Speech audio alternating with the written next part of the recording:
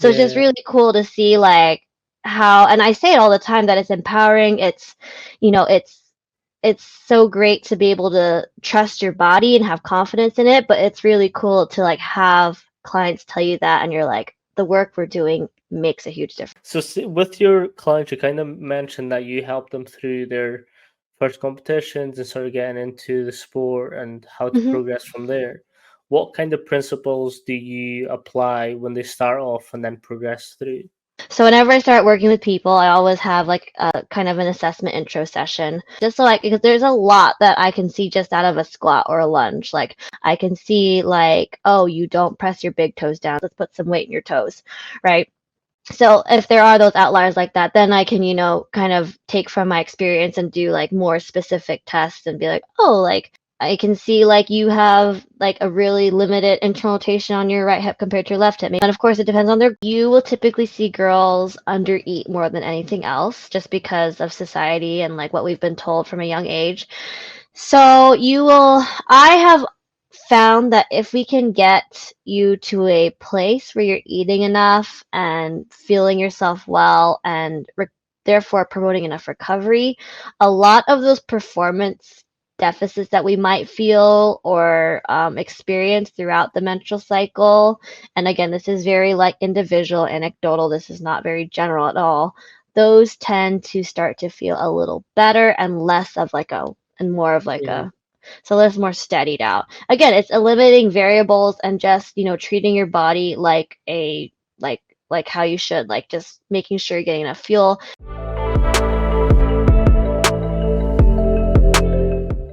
Hello and welcome back.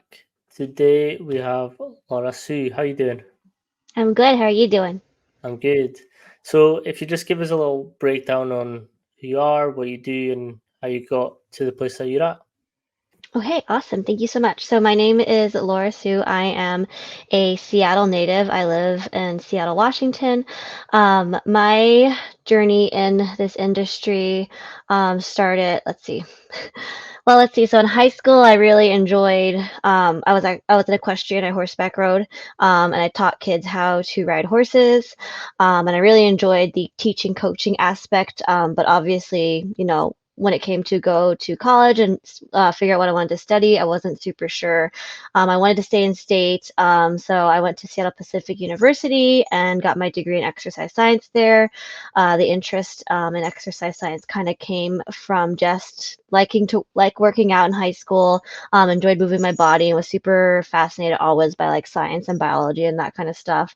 So kind of just fell into that, and then while I was at SPU, joined the rowing team, and that's kind of where I found my passion per se for strength and conditioning and athletics and stuff like that. So while I was at SPU, I started interning at Maximum Sports Conditioning, and that's kind of where I started off my career as a strength and conditioning coach. And then as I, continued to work, I started my own business, coaching clients online, coaching clients one-on-one in person. That business kind of blew up and grew and became what it is today, where I'm full-time, self-employed, working with clients 6 days a week, 8 to 12 clients a day. And I have, on top of that, I have also dove into the sport of powerlifting. I am a nationally ranked 56 kilo powerlifter in the USAPL. And I also coach clients through their first powerlifting meets and get them into the sport as well. So that's just a little intro to me. Nice. So what kind of like what's your history through sport and how well have you done in them? Yeah, so I was a horse child, a horse girl growing up. So that was like my first quote unquote sport. I tried like gymnastics and ballet and stuff, but I would never really. I was pretty introverted as a kid, so I never really enjoyed like being in that big group environment. So I started horseback riding when I was around, well, first time I sat on a horse was like 2. Started actually taking horseback riding lessons around 10 years old. Horseback riding is really expensive. Surprise, surprise. My parents couldn't afford it. So I started working for my trainer and working for lessons like that. So I, started out working there like once a week, twice a week for a couple hours, and then eventually just loved it so much. I was there for 5 days a week, like 12 hours a day, through high school. And then eventually, started working their summer day camp programs for a couple of years before I went to college. So that was kind of, it was like, I loved horses, wanted to learn how to ride. As far as like the competitive aspect of it, never got an opportunity to do that because of the price and just how expensive it was. But like learned how to ride, learned how to train horses, learned how to teach other people how to ride horses and stuff like that. So that was like up until college, and I still do ride now, but obviously not like as much or competitively, just for fun, just to enjoy being with the animals and taking care of them more than anything else. And then when I got to college, walked onto the rowing team. SBU is a Division II school. So I tried out, walked on. I'm 5'2". I am not tall enough to be a rower at all.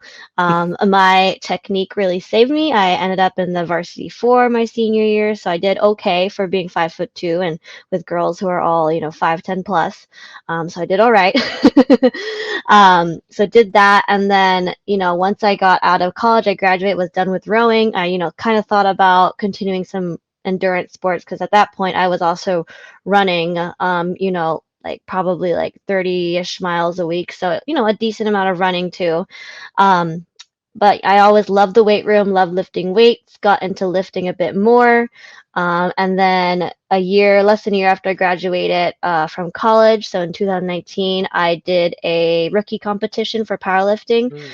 Um, our state director, Dana Snow, she's super awesome and provides all these big, great opportunities for people who have no experience in the sport, have no coach, to come in and get help and feel welcome to the community and try it out for the first time. So that's what I did.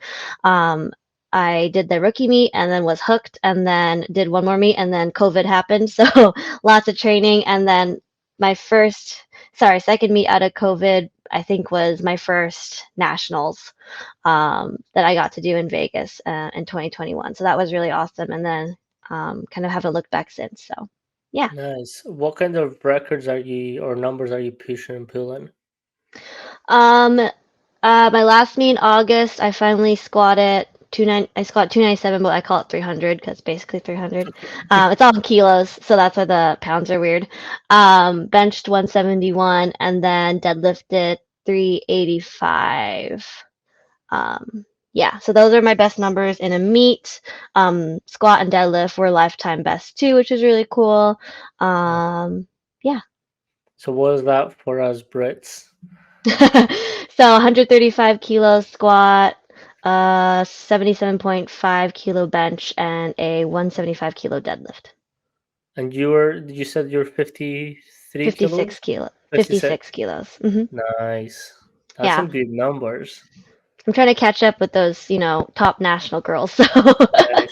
And we've previously spoke and you were going to do a national competition as well in yeah, in September. So September. I have a meet in Hawaii in February, and then in September is USAPL Raw Nationals, which I will be planning on doing, and that will be in Salt Lake City, Utah. Nice. So how do you manage the business side and the S&C coach and then you as an athlete? It definitely has helped since I have gone completely full time on my own now. I used to work part time still at Maximum Sports Conditioning, which was great. I loved it. I love working with the athletes, and that was 5 years there, working as a coach there. But just when you work 20 hours in one place and then 40, 50 hours another, plus trying to be a competitive athlete, plus trying to run a business, it was just getting to be too much. So I just decided, like, I'm just going to go completely full time my own. I'm making more than enough money than I need to, live there. So I'm totally fine being completely self employed. So still working, like 10 to 12-hour days most days of the week. But stepping down from strength and conditioning at Maximum Sports Conditioning definitely helped. So it's nice because I can run like structure my own day, structure my own hours. So I always make sure I have a 2 to 3 hour gap to work out, like take my time lifting and stuff like that. I always have it kind of at my ideal time of day, Mm. so kind of midday, which is nice because I don't have to go like after I've trained 10 clients, and I don't have to work out like at 4 or 3 in the morning. So that's also nice. I can kind of carve out time in my day, like where I want for workouts. And it's also nice because I don't have to ask anyone if I can take time off to Mm, go do powerlifting meets or go referee at powerlifting meets or go coach at powerlifting meets and promote my brand and further my career in that way. So it's definitely has its pros and cons, running your own business. But and in terms of like what I want to do, where I'm at my career, it's not too difficult just because, I'm my own boss, so I can kind of just do whatever I want, which is yeah. really nice. So how was that jump between S&C coach to then making that decision of, yeah, I'm just going to pursue my own thing? Yeah, so I mean, trying to think of like kind of where it started to blow up. I mean, so I started my own business in like spring of 2019, and when you start from scratch, it's a very slow build. I had been at LA Fitness, which is like a commercial chain gym here in the USA, and I was a one-on-one trainer there. Hated it. LA Fitness is not my jam, so I decided to start my own business. I was lucky enough to have several, like a handful of clients follow me because I moved to a gym in Seattle, Aspire Athletics, which is like a small private gym. So, it's just paying a fee as an independent contractor. And then I was lucky enough to have them follow me. But then, 2020 comes, COVID happens, gyms get shut down. So that was, not that great because we couldn't make any money really. But I really seized the opportunity to really work on the online side of my business. Get better at social media, promote myself more on Google, learn what SEO was, learn how to build a website, and really just tried to like evolve it from there. So once we were able to open back up, post COVID, I honestly feel like all that work really paid off because my schedule just Mm, blew up. I went from having, like that handful of clients to 6, 8, 10, 12, 13 clients a day, 5 days a week, 6 days a week. So it just kind of blew up from there. And I'm in a really good spot right now where I've done enough work on the back end to where, people can just mm, kind of come to me. It's not too hard for me to generate new clientele. I just do a really good job with the clients I have. You get referrals, you have your website on listed on Google. So, it's that's kind of how it COVID was kind of a blessing just for me with my business and just giving me the opportunity, the downtime to really capitalize on it and work on all that stuff, which I think has led into, kind of my business being a mm. sustainable entity as it is today. How would you sort of advise people to sort of reach out to these clients and work on that side as well? Yeah, so I had two mentees kind of for like business slash fitness this summer. So I'll just kind of tell you what I told both of them. You need to build a following. Everyone's just like, oh, but I hate social media. I'm not good at social media. I'm like, I don't care. Get good at it. Like, just practice it. It's just like, if you have no followers, what's the harm in just starting to post and practice, post crappy stuff, have stuff that fails? It's just like working out, right? You're not going to be good at it right off the bat. You're not going to know what you're doing right off the bat, but you have to just start doing something, right? And then as you get more experience, as you get more reps in, you're going to get better at it. As you expose yourself more to it, you're going to figure out who are the leaders in knowledge in that space, and you're going to learn from them. And then you're going to see what works for you and what you like and what you don't like. So you got to build a following somehow, whether that's Instagram, TikTok, Facebook, YouTube, whatever it is. It's just going to be really, really helpful to have that following. A lot of trainers really like to use Instagram, and I personally have found it to be very useful. I've gotten a lot of clients like DMing me off Instagram. That's how I met a lot of people that I train still today. And then, once you have the revenue and the capital to do it, really invest in your website, invest in someone to build out your website professionally so it looks good, invest in a copywriter, invest in photographers. Of course, this is after, you have the means to do it. But, social media, again, going back to having a following, that's free to build up, right? You don't have to pay anything. It's just time. But, if you don't have clients, you got time, right? Because Mm, you're not busy working with people all day. You got time to do that. So there's no excuse really for not doing it when you're not busy and you're trying to build at first, especially if you know that that's what you want to do. So that's my biggest piece of advice, to just, find out what you're good at, talk, try to become a leader in mm. knowledge in that topic, and, just demonstrate what you know, and then the clients will come to you and show your personality online.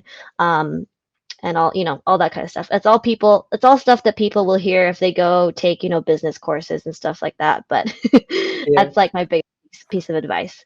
nice. See, I feel like I'm okay with the social media side on my podcast page because it's just this. I'm just speaking to you, and I'm not thinking about, oh no, there's a camera on me.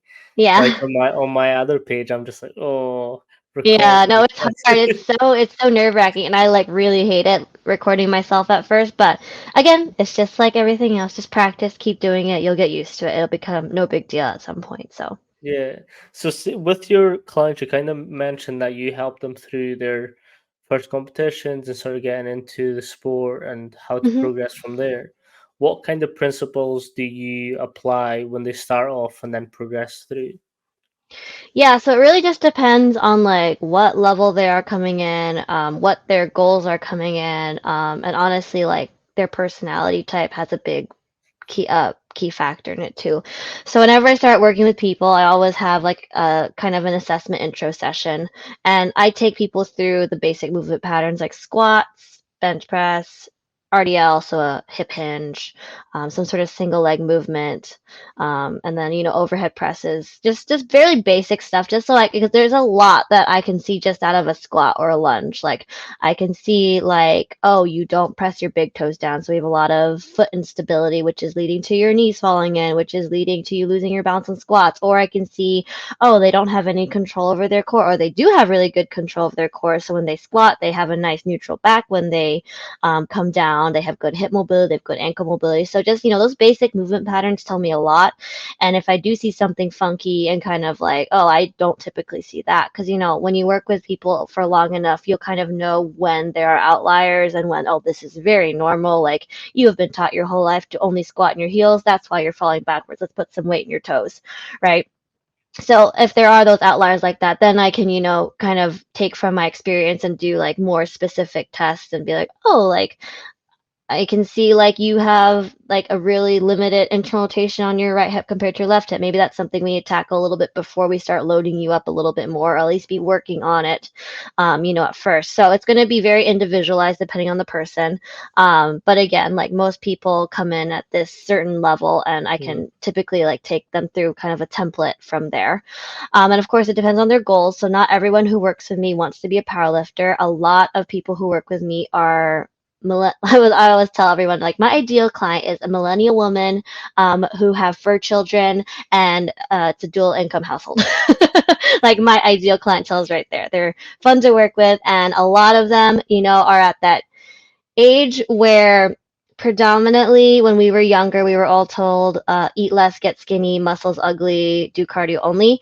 And they've all kind of are young enough though to have wanted to move away from that narrative. And I want muscle, I want to be strong, I want to be able to stand up when I'm older, I don't want to break my bones tripping and falling when I am postmenopause, whatever that word is. But I don't know how, because no one's ever told me how. So that's kind of the majority of my clientele. And then, some of them do eventually want to be like, oh, powerlifting, that's really cool. You get to like be in a really supportive environment, be competitive, and lift heavy, squat, bench, and deadlift heavy. So a lot of times, like what I do is I don't shy away from big barbell movements with these ladies. I mm, load them up. A lot of these people just don't understand like how to strength train, or like what they should be feeling, or like how heavy they should be going. So a lot of it is just, showing them like, hey, you can deadlift 150 pounds, even though you haven't done it before. Hey, you're perfectly capable of squatting more than your body weight. And then it's just really awesome to see people, they have a great program that's individualized to them and whatever their specific goals are, but then like realizing like how cool it is to be stronger, and how much more capable they are. I just recently had a client, she trains with me, she's been training with me for almost a year now. um, Never ever ever has really set foot in a gym before she started working with me. Super beginner. Like if another trainer were to look at her, they might not even put her on under a barbell or anything like that, because she's just not strong. mm. No muscle coming in, just like never had experience like that, has always been naturally skinny, never felt the inclination to need to go to the gym. And we've been working out and consistently once a week, She's been getting stronger. She went from squatting 10-pound dumbbell and now she's squatting 120 pounds for reps, which is, huge progress, especially when you're only lifting once a week. Yeah. Um, and then she told me that her yard tent got blown over the fence and onto some electric wires. So she told me she all by herself got a ladder, a big heavy ladder, climbed up to her roof, unhooked the electric wire, threw the tent off, and then hooked it back on, and then put the ladder away. And she was like, I would not have been able to do that at all if I hadn't been doing this strength training. So it's just Yeah. really cool to see like how, and I say it all the time that it's empowering. It's, you know, it's so great to be able to trust your body and have confidence in it, but it's really cool to like have clients tell you that and you're like, the work we're doing makes a huge difference. So, Yeah. And I think there it's is, those little stories that sort of make your experience as a coach as well. yeah, Like I've got definitely. I've got some clients that are just like, I want to pick up my granddaughter or Mhm. my niece and just be Mhm. fine with that load, and I'm like, that's it's pretty achievable. Like when you Yeah. actually get going. Um, Mhm. Something that you mentioned before, you mentioned personalities and that how that also plays a big part. Can you explain that a little bit? Yeah, so I guess what I mostly mean in terms of personality, I typically see like two types of people, and I'm sure you've seen this too, the people who want to like go super heavy all the time and don't want to like go less than last week, and the people who are really scared and need like the extra encouragement. So depending on that, the program, like I guess more of the rate of progression and the Mm, exercise I use are going to look a little bit different. They're all at the basis the same. We're all going to be doing compound movements. Um, depending how many times a week you come in, it might be both upper and lower. It could be upper only or lower only, depending on how many times a week you train with me. We're going to be doing accessory movements and isolation movements, right? It's going to be basic strength workout, right? And then some conditioning too, if we need it or if we have time. But that rate of progression might be a little bit different. The way that I talk to these people might be a little bit different. So if I have someone um, who is, let's just say I'll build a client, for example, just a pretend client, super motivated, wants to go heavy each week, and also just like is very like science brained, right? mm, This person is going to love to hear, like, going to be genuinely curious to be like, wait, why aren't you putting more weight on the bar for me? I could obviously do more. And then I can go ahead and be able to explain the concepts of periodization and progression. And they're going to enjoy that and get something from it, right? And they're going to find that valuable versus someone who is, let's take the opposite of this, a little bit more timid with the weights, less experience, motivated, but not quite as in a rush mm. necessarily. And then also maybe not super science brained. They might not want to hear like why they need to be going up in weight each week and progressive overload and et cetera, et cetera. But I could be using different verbiage and different words to be able to help encourage them, like, like, hey, your body's going to get used to this. If we do this weight for X amount of weeks, so let's just add just like 2 pounds today and just like see how it feels. And then, the more exposure that they have to that you start to see them be a little less timid and shut down when you put more weight on the bar and become more excited and like excited to see what their body's capable of. Have you found a correlation between those two personality types and male and female? Um, no, honestly, I find it more based off of like, I want to say occupation. And Mm, occupation, I guess, kind of leads into like what their interests are and like what side of the brain they're more dominant in and like stuff like that. So obviously like if you're more math and science you might be in tech, and if you're not so much you might be like in, I'm not I don't know how to generalize the other side of it, yeah, but so like um like a health profession. yeah, yeah, yeah, and it also plays into like how, and then whatever they do might play into how much like risk they're willing to take. Mm, So I would say, for maybe kids, it would be a little bit more male and female, but like with adults who I primarily work with, it definitely feels more like just like what life experience they've Mm. had and what could cause them to be more timid, versus a little bit more gung ho about adding more weight to the bar. Yeah. So with your clients, what kind of sort of philosophies do you or periodization plans do you make for them? So it really depends. A lot of it depends, you know. If I have a client who's only seeing me once a week, and I do provide programming for outside of sessions with me, but not everyone does it. So if they only see me once a week and I know that's the only strength workout they get, I'll take a very linear approach because that's Mm. kind of the only one that makes sense. So, you know, we're going to try to add weight to the bar, or we're going to try to add volume to your sets at the same weight from last week. Um, I do for most clients, I do take a 4 week cycle where I will progress them through the 4 weeks. And then I, most of the time, will be just changing accessories. And that's more so just for like client enjoyment and not having things be Mm. bland, you know, because we could be doing the same accessories realistically for 12, 16 weeks. Movement's You know, movement. it's fun to mix things up.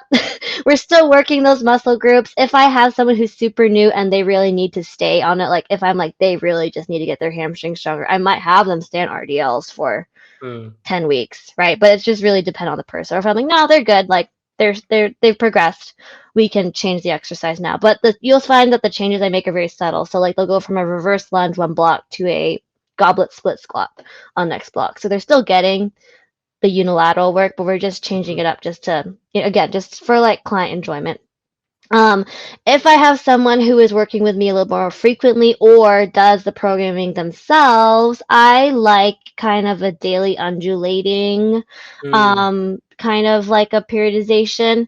Again, it depends on the person's experience level. A newbie, I would probably have more on linear because I don't really want them touching weights that are too challenging by themselves because they, for one, are not super confident in their form yet. So if they feel like, ooh, this is heavy, they might, you know, get nervous and not want to do that workout. And my biggest priority is like get you consistent, get you moving. Mm. Like that's going to be the biggest key to success.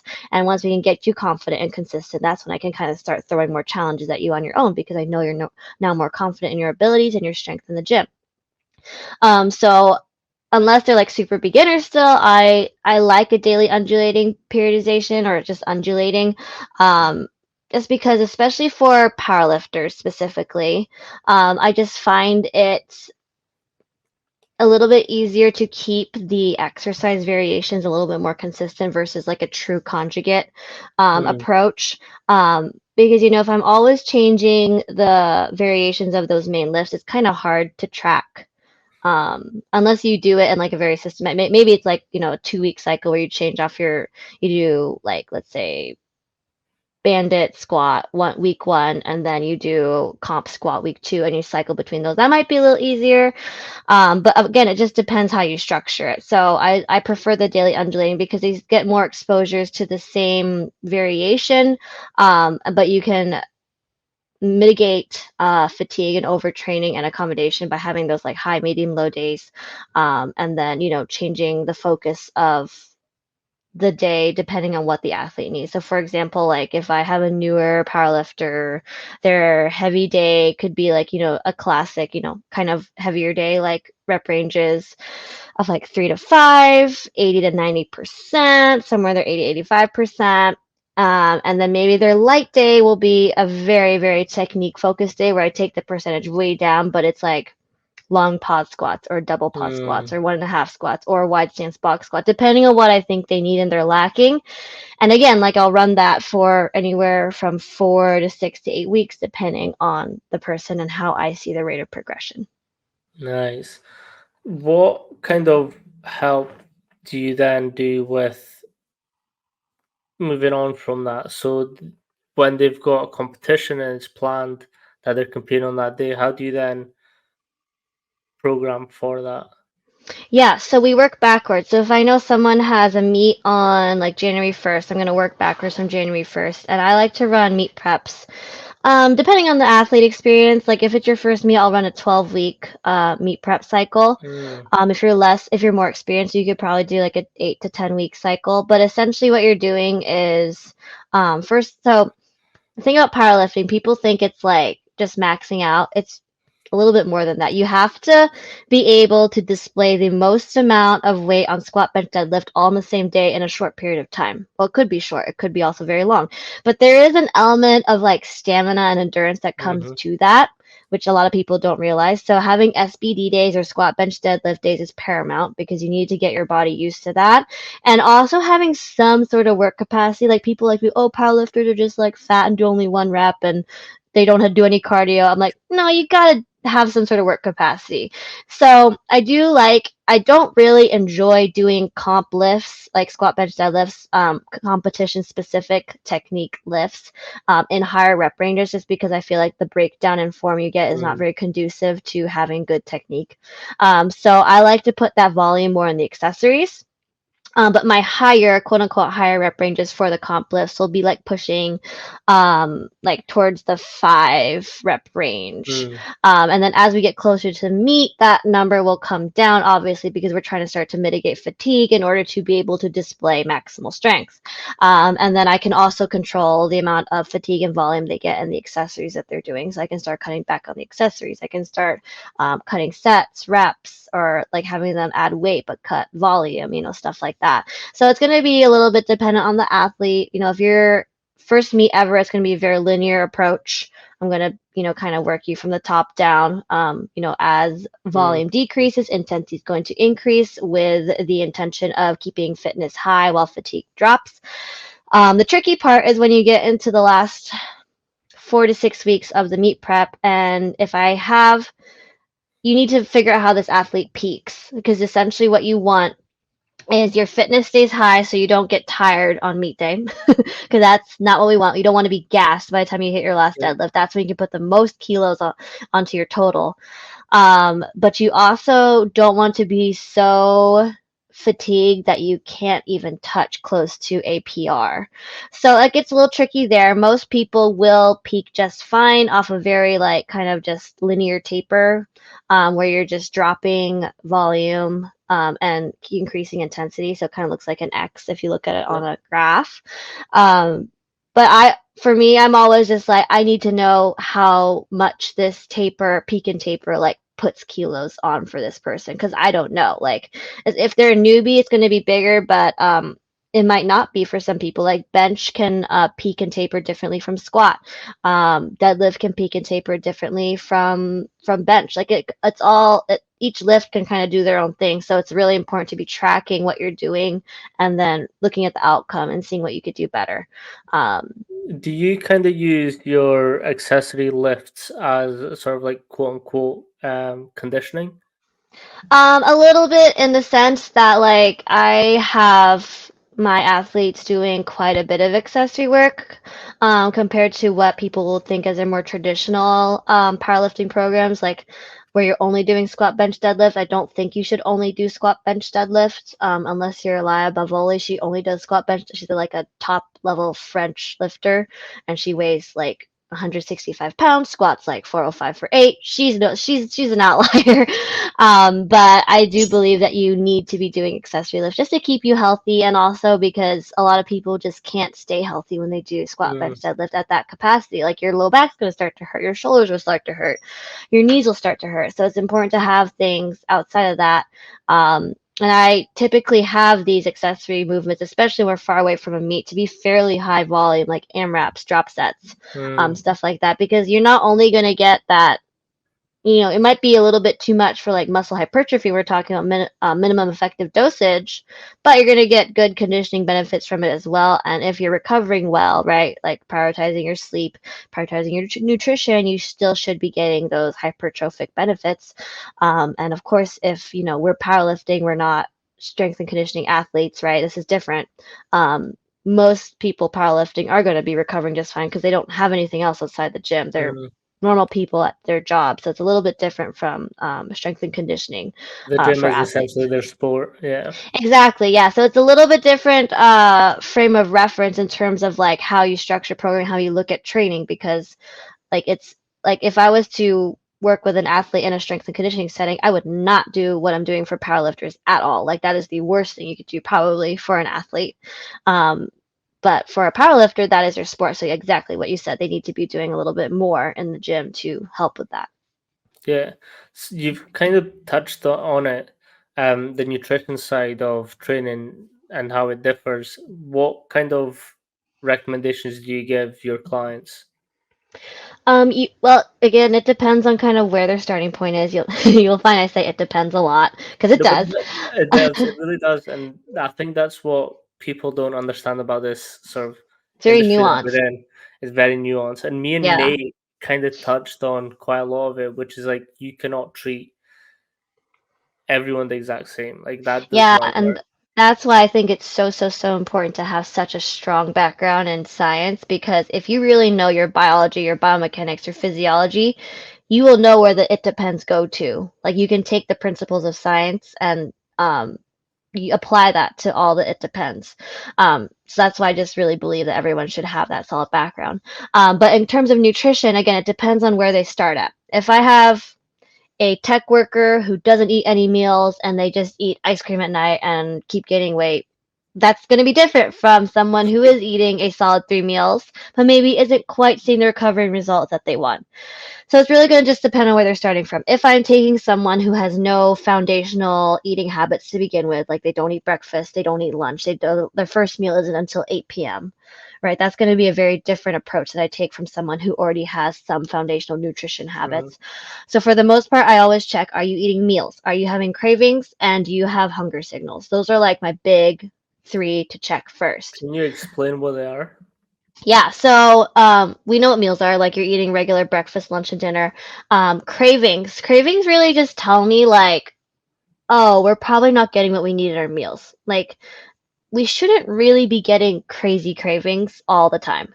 Of course, sometimes that's fine, but like if someone's like, oh, it's craving crunchy, salty after 6 p.m., that tells me we're probably not eating enough carbs like in the beginning of our day. Our body needs fuel. We need carbs. We can't cut carbs like that. We can't just be neglecting that. So if someone's having cravings, I like, oh, I'm like, okay, let's do a food journal. Let's just see what's going on. Let's point out where we're lacking. And then hunger signals are really big for me too. Like, are you even feeling hungry? Do you even feel full? If someone doesn't have, I've had clients who are like, I never feel hungry. And they're like, all proud of themselves. I never feel hungry. I'm like, well, that's not good.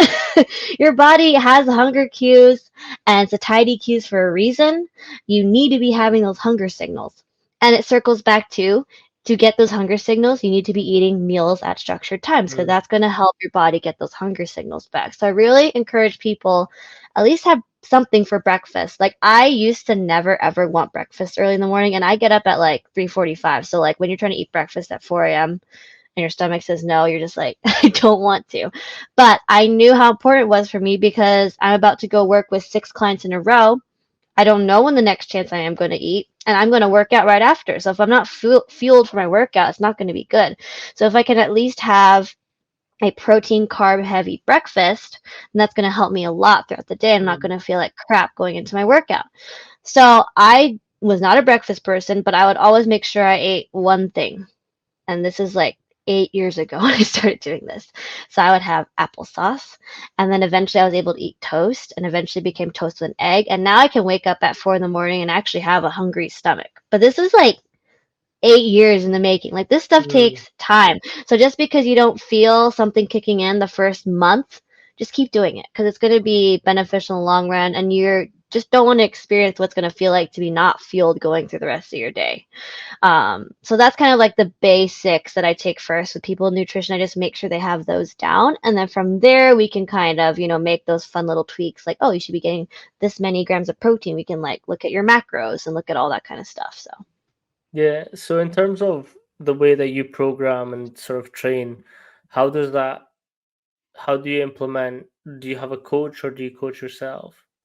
I have a coach. So I recently just started working with Alyssa Parton of the Strength Guys. And they're Mm. a pretty prestigious powerlifting team. They have multiple coaches. Jason Tremblay is their founder. They have top athletes in the UK. They have top athletes in France, the US. So I recently started working with her. Not recently, like a year ago, like a year from August. So a little over a year now. But I was self coaching myself for the longest time. for powerlifting, which was, I think, was a great experience. I really enjoyed learning how to program for myself and learning how to structure powerlifting programs, experimenting with what I liked and what I didn't like. But if you are trying to, get better, I would at what you're doing, I really, really recommend you hire a coach because it makes a world of difference to not have that mental load and be second guessing yourself and just have someone objectively look at you and be like, this is what you need to get better and this is the quickest way we can do it. And it's just made such a difference to have her on my side as far as that. 100%. And I always, so I was in like a little, it was like an introduction to nutrition course, and the Hmm. guy that was leading it, he does a lot of Ironmans, and he's a freak athlete as well. Um, but the biggest point that he made during that sort of event was coaches need coaches, Hmm. and it's sort of like it's not being ashamed to be like, actually, I'm kind of out of my depth here, or I have too much going on. I can't focus solely on my program. So I need to get someone to do that for me. And there's no Hmm. shame in it. It's actually a really good Hmm. thing because you can also bounce ideas off each other as Yeah, well. I've learned so much just getting Alyssa's coaching and programming. I've learned so much. And I don't even like chat with her all the time necessarily, but just because I know programming already, when I look at her programs, Mm, I know kind of what she's going for and like what these are for, what those are for, and why our rep schemes are like this because I know enough.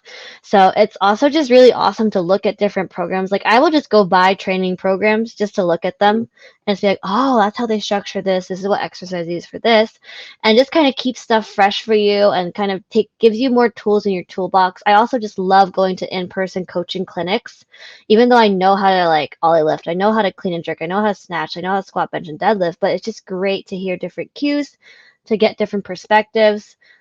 Because someone's going to be able to teach something better than you, or something's going to mm, click better with you than another cue. And it just, again, more tools in your toolbox. When I have a client who's my cue isn't working and I can pull this cue out that I learned at a clinic and that clicks, and that's just like it's great because I went and learned it and can use it and apply it.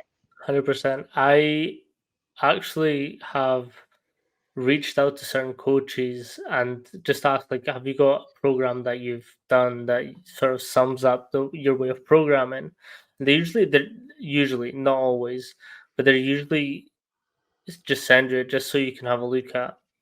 Some coaches as well have like little packs of information on how they run their programs as well, and I've been fortunate enough to get them. And Hmm. it's also that thing of just reach out and you never know what can happen. Yeah, and then I think coaches in the industry are just they just like to talk about this stuff. So they'll just chat with you about it and you can just, kind of have a discussion and just learn from each other. So that's also why going back to owning your own business, it's just so, so important to know how to network Mm, in person and online because I feel like a lot of people who work for someone else kind of don't get that opportunity to learn how to network. I, as a business owner, had to go network with what felt like all of Seattle in order to start to grow my business. So I got really good at, you know, talking to people, getting to know people, like having productive conversations right off the bat. So that's just why I think it's just so important to network and reach out and just know who's in your area and just learn as much as you can from everyone around you because you never know who's going to have something that's just like a golden nugget for you to take from. 100%. What kind of considerations do you do for your own nutrition and like your From my competition own training? from my own Yeah. nutrition. For the most part, and kind of what I do is what I recommend to everyone else too, if they have everything in check, like the meals, the hunger signals, and the cravings and all that. Make sure you eat enough protein because that's going to be the biggest contributor to recovery. So I personally aim for, the typical 1 gram per pound of body weight. So that's if I eat 20 to 30 grams of protein per meal and plus some high protein snacks, that usually does it for me. I'm not that big, so it's not too hard. Um, and then in terms of like carbs and fats, so powerlifting, super glycogen or yeah, glucose heavy sport. I'm going to want to be eating more carbohydrates. So, I just try to get carbs and I don't necessarily track.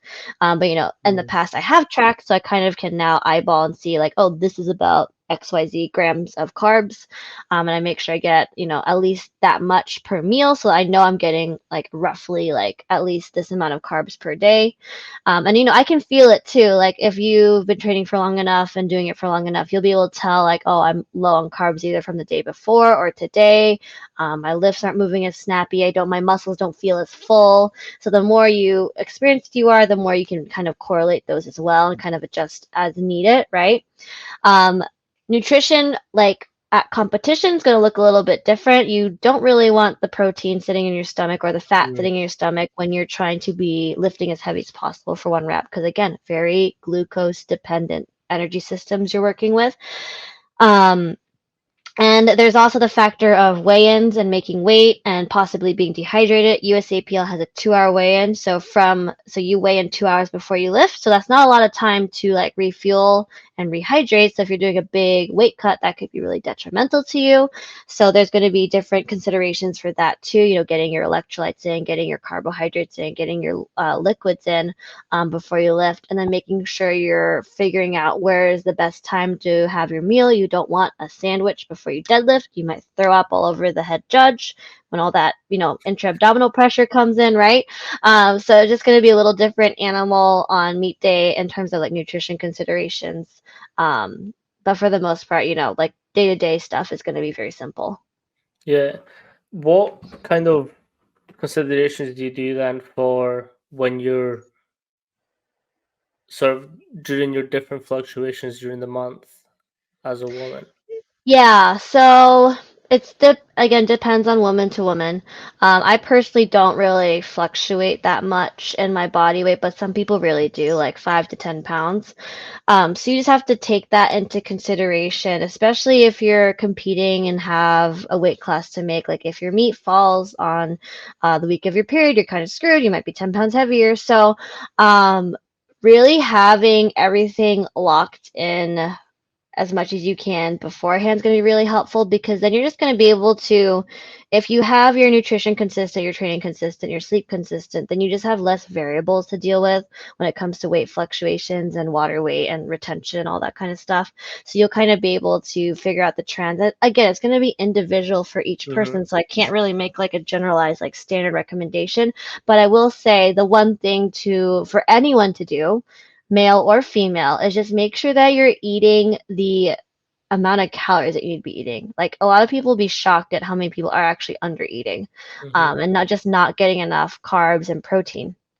um, I tell my athletes who are off season, our goal, or anyone who's like not in a fat loss phase, our goal is to get you to eat the most amount of calories you can in maintenance, because our maintenance calories is a range, just like a lot of things in our body is.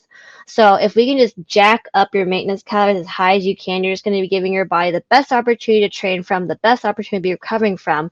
And when you do have to cut calories for a meet, for fat loss, whatever the reason is, you have a lot more wiggle room to cut from versus like being at the bare minimum and having to cut from bare minimum, right? So, male or female, athlete or not, I always recommend that to be your biggest priority, eating enough and spending a lot of time eating enough and being in that really fueled state. Yeah. So, what kind of differences do you see during your sort of cycle and your period, where it's obviously you're a strength based like athlete, and during your menstrual cycle or during your time, you kind of see those levels dip? I personally don't see any difference. And again, it's just gonna differ from Yeah, woman to woman. everyone's different. Yeah, Yeah, I mean, there's been a lot of recently on social media these like cycle syncing yeah. Mm, trends where it's like, oh, bleh, sync your cycle to your workouts and your nutrition, but there's just not enough good research-based evidence to support any of that.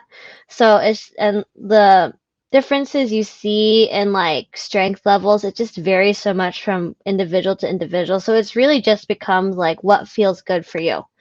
If you always feel sluggish and crappy on your period, like, then sure, let's look at possibly changing your training to help accommodate for that. Or maybe we need to look at what you're doing, like nutrition wise and sleep wise. Like, why are we feeling this way in the first place? And can we make improvements to help you with that by actually, like, maybe we need to feel better, we need to recover better, we need to like set up ourselves better for that.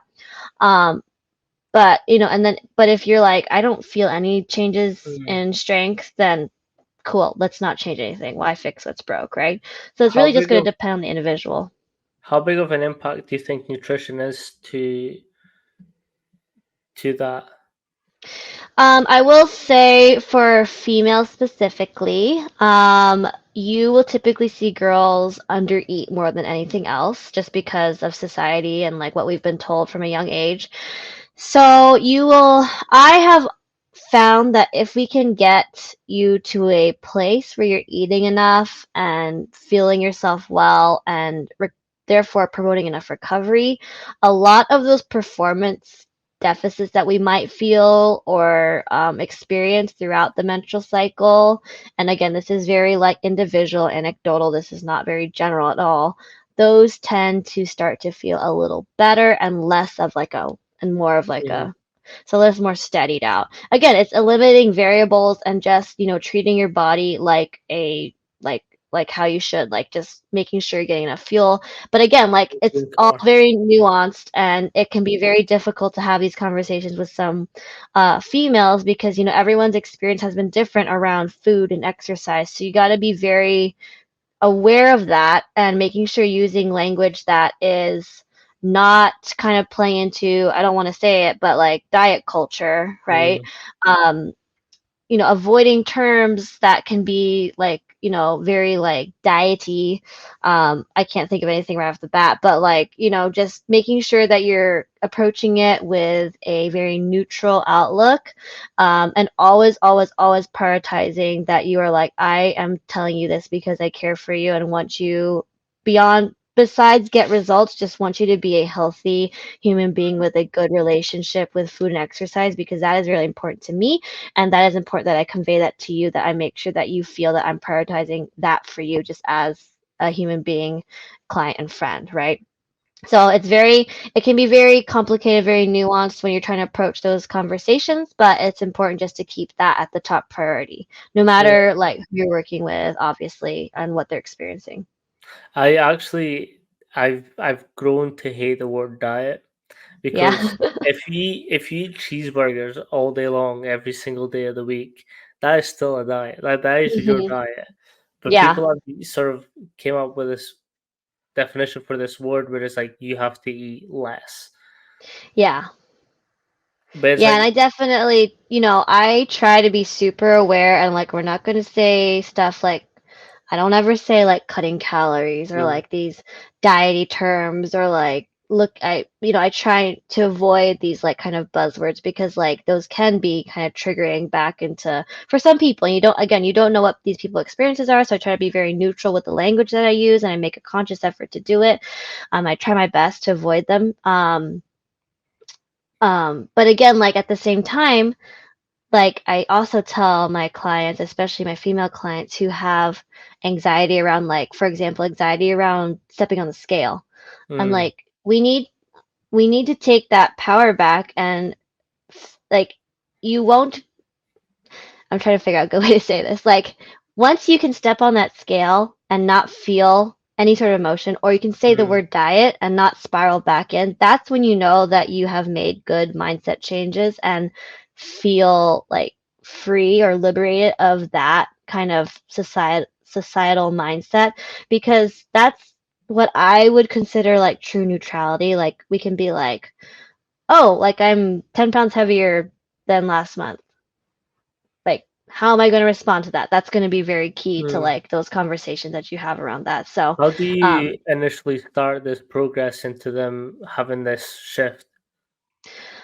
I don't necessarily go in with any sort of like, oh, I'm going to fix you, because Mm, that's going to yeah. come off in how you talk, right? So it's really about like, and a lot of people say this, like coaching is a relationship. It's about cultivating that relationship with your clients, and learning about them and what their background is and just listening to them and what their concerns are and what their fears are and what caused them to have anxiety about XYZ. And then, just not showing any sort of like, when my clients leave food journals or like, and they put like ice cream on it, like I'm not gonna be like, why are you eating ice cream? It's after Mm. 9 p.m. I'm gonna be like, ooh, that ice cream looks good. Where'd you get it from? Like I'm that coach. Like I'll go out to ice cream with you. I'll go I'll go to restaurants with you and we're gonna share dessert because like why not? We're living life, we're gonna eat good food. I'm not ever going to be like, you can't eat a cheeseburger. I'm gonna be the one buying you a cheeseburger. So like that's the kind of like approach that I have. And then just, those exposures to that kind of mindset and outlook on food, you don't know like how powerful that can be. Mm. Because maybe these women, their friends are always talking about, oh, I need to starve myself. I need to go on a juice cleanse. I can't be eating that. Like that might be all that they hear from their circle. Surroundings, That yeah. might be what they hear from their significant others. Like men have this issue too. Like it's not just a female only issue. Like you'll hear men say, "Oh, that was so unhealthy. I shouldn't have done that." Or like stuff like that. It's like just erasing that sort of like morality around food or exercise and just coming in and showing them like, "Hey, I'm in this industry and I don't say stuff like that." Mm. Itself can just be really impactful and then help them have that mindset switch instead of having like a structured conversation like we Mm. don't use this word, just showing them through your actions and like how you respond to them and the language you use that can make a difference because like one of my clients, she came from like a background where she was in performing arts and like Mm. dancers and stuff like that. Most of them have these issues because they need to be fitting into their costumes, and she's like, it's great because if I tell Laura that I ate a slice of cake last night, she's like, ooh, where was it from? Can I have some too? I'm not going to be like, why were you eating cake, right? So it's just like a different outlook on food that I'm exposing people to Yeah, and and trying to Seattle's got help some good them. ass food too. Yeah. Bring I me miss some, all your Halloween candy. I honestly, there's one place I miss the most, and it's Molly Moon's ice cream. Oh yeah, Molly Moon's is pretty good. I live. Yeah, Have you heard of the Flower Box? Starbucks. It's in Uh, Seattle. It's a donut shop. Especially, I've been going with my clients to get donuts, and you will wait like 2 hours for these donuts and they sell out in like an hour. But we'll go really? and we'll all get donuts and we'll sit there eating our donuts and like tasting the special flavors that they make. Like once they had this like matcha cream donut, they've had like this creme brulee. Yep, that's it. It's so good. I'll just go with my clients and we'll all go get donuts. So again, that's the kind of trainer I am. I'm gonna go get donuts with you. No, I think that's what makes you so good though, is because you're able to have these, like, I hate to use this word, but it's the only word that there is for it. It's human connection with Hmm. your clients. And like I think I'm pretty sure I've spoke about this book in every single episode up until this point. But conscious coaching like teaches you that. It teaches you Hmm. that A, everyone's individual, everyone's lived life differently. And two, you kind of need to have these open sort of lines of communication between your athletes and not be a robot about it. Yeah, and then once you leave, it's not like any other job. When you leave work, you don't see that person or you don't talk to that person. Again, it's a relationship. So they could text you, they could want to talk. And of course, you need to set your boundaries, like, as an individual, like with any relationship. But, you know, when you're cultivating these relationships, and exercise and nutrition are such intimate topics for a lot of Mm, people, intimate things that people do. Food is a very intimate thing. People gather to eat food, and connections and traditions are established around food. So, it's a very interpersonal job. And, I am naturally an introvert, very shy as a kid. So it took me practice to mm, be able to form genuine solid connections like this and being open and and loving to be able to do that, because that's definitely was not my like natural inclination, especially like when I started in the industry. Like it was something that I learned to love and learn how to cultivate. yeah. I think that is what is key, is just like this bond that you can create with them. I think that's Yeah, for awesome. sure. I love that. So we are trying a new segment as well. This is a nice transition into it. So I put on my story on Instagram just some questions that people wanted to sort of know a little bit about yourself and sort of how you go about this industry. So, question one was challenges that you faced as a female strength and conditioning coach, and how did you resolve them? I think of a can do you have to think of a specific scenario? You had one in your story today, and I was I like, did. God Yeah. damn Okay, it. I'll tell that one. So I was talking with insurance salesman, and then I'm just there like give me my insurance. I'm a real adult now. Um and then he like wraps up the conversation by being like, uh, what is the one exercise a male in his 20s and 30s should be doing? And I'm like, okay, whatever. I answer. I say, I say my answer and give the rationale. And he's like, oh, you passed. You're a good coach. And then like blah blah blah. He's like, I used to play baseball at this Division three college, like blah blah blah blah blah. And then I hang up, and then I'm like, that was kind of rude. Like, what gave him like the idea that he was going to be able to validate like my abilities as a coach? And then I was like, would he have said that to me if I was a man? Was this like because like I'm a female strength coach? I was like, that was kind of weird. But that was one story. I've Mm, definitely had parents of athletes, specifically dads, like try to really come up and challenge me on stuff. Male athlete or not male athletes, but male clients in general who have tried to like um challenge me on certain things too, or like not maybe not necessarily out of like ill intent, but just like the fact that society allows men to speak in that way. And then one thing that was interesting to navigate was when you enter a male dominant society, how do you play into that testosterone filled weight room, but still keep your strengths and elements of femininity into your job? Like that was something that was hard. Like like inclination is, oh, be one of the boys, like, but then you realize like as you get older and get more mature in your job, like that's not the only way to do it to earn respect of male colleagues and um, of male athletes, right? So, I think most female coaches who work predominantly in like a male dominated environment have experienced that kind of like trying to figure out like where the line is between like mm, being quote unquote one of the boys, but at the same time, playing into your strengths as a female coach, like being able to connect with female athletes, being able to talk about certain things with female athletes that they aren't comfortable talking to the male coaches to. So stuff like that. yeah. What kind of things do you do or say to sort of nip that in the bud when a male sort of a parent or an athlete sort of comes up to you and challenges you? Um, just display my knowledge. Like that's kind of all. Like I don't want to be like rude or like Mm, aggressive necessarily with them, right? And like in the moment, it can be just hard to like realize what's happening, especially like at first when that first starts happening to you.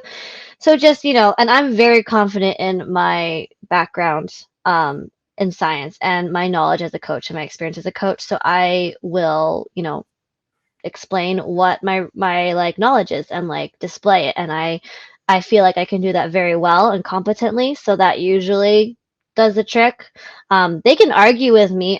mm, I will have something to say though. There's for most arguments that people throw at me, I usually have a good response just because yeah, like I am very confident in my background in science and in coaching and in what I do as a professional in this industry. nice. Um, question two is what is one thing you would have done differently? Like in the beginning of my career, like just Mm, in general, like in beginning, business, and yeah. Actually, I'll take both. there's a lot of things I would have done differently. I let's see. I don't reg- so I my very first job actually, this is something I my very first job in the fitness industry was as like a boot camp instructor, and I really don't regret that because that helped me like I was coaching 50 people at once and having to find my coaching voice and all that stuff. So I don't regret any of that. I maybe would have, in terms of like business, I do wish that I had really leaned into becoming better on social media earlier, getting Mm. comfortable talking in front of the camera and stuff like that. Um, and then I would have gotten a coach way sooner in terms of like my own athletic career. I would have got a powerlifting coach like way sooner. I could have like, I might not have like learned what I like and don't like and learned as much about programming as I did by not programming for myself, but I think I would just not have wasted as much time like not getting Mm. stronger. Because once you pass that newbie stage where you can like just free fall Get gains, hard. yeah, it gets hard, and you like throw everything, like you throw spaghetti on the wall, and you're like, what works? And you try it, and you're like, that worked, but then you do it again, like, oh, it didn't work. So I Yeah, definitely would have like hired a coach like way, way earlier, because that's just been so valuable, and I just would have, I could. If I think about like how much progress I've made in this year, I'm like, huh, where mm, could I have been if I'd started out with a coach? And I do think I would have learned more too, because you learn from other people's coaching. 100%. I think that's something that a lot of people don't realize is like after a certain stage, like the progress margins get smaller and smaller. So Mm-hmm. like even like professional athletes, that 1% better can Yeah. take like a year. For like Yeah. Olympic athletes, they're training 4 years for that little bit better.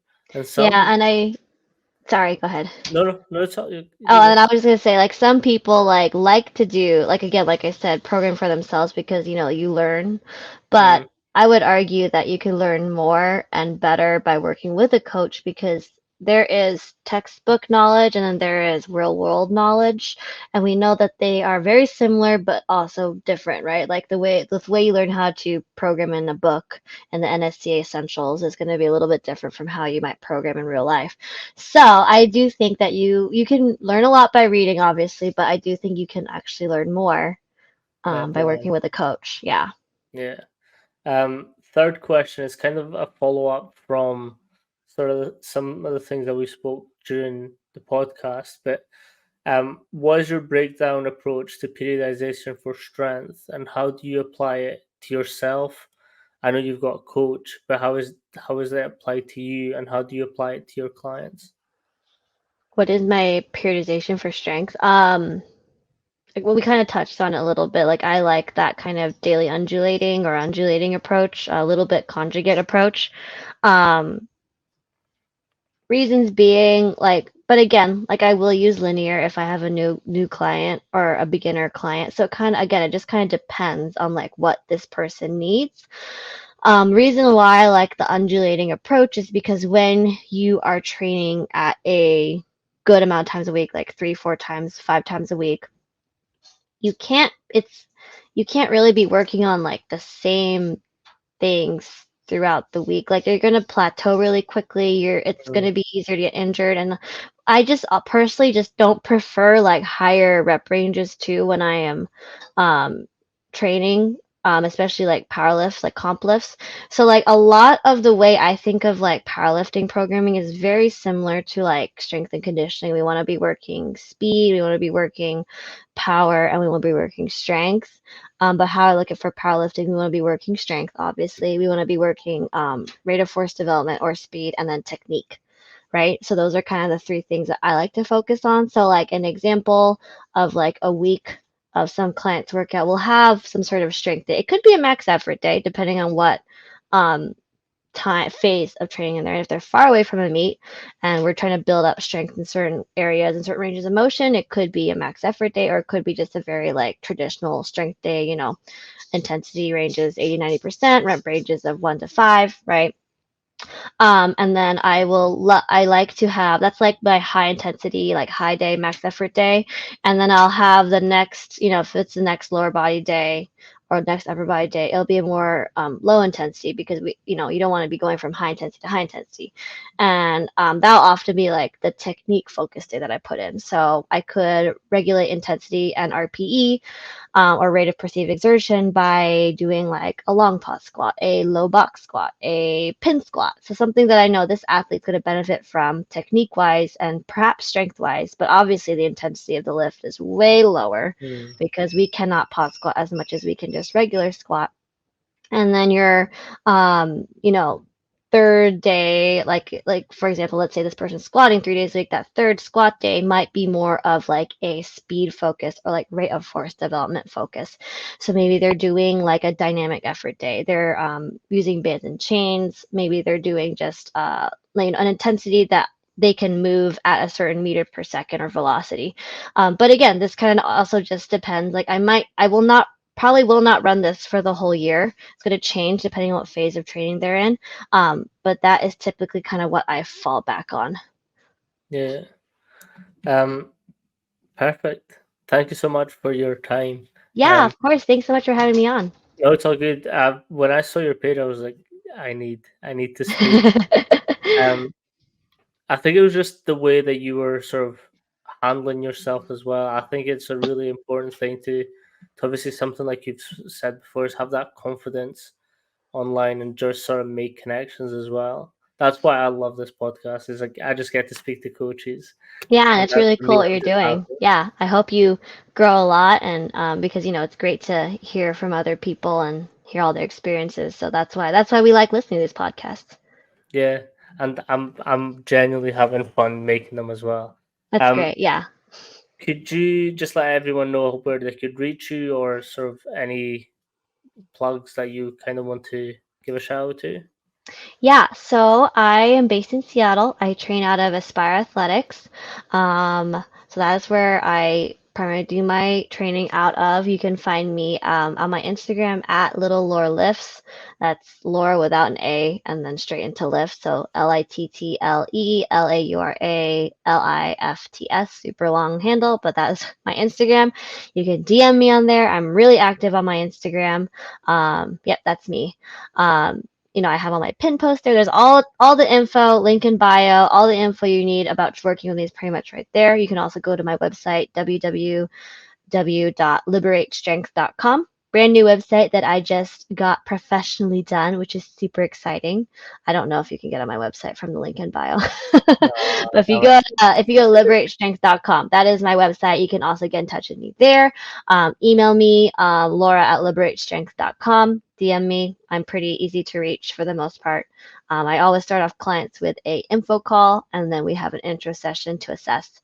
And I take in-person one-on-one clients as well as online coaching clients. So yeah, perfect. Thank you so much. yeah, of course. It's so great chatting with you. Thanks for having me on. All good.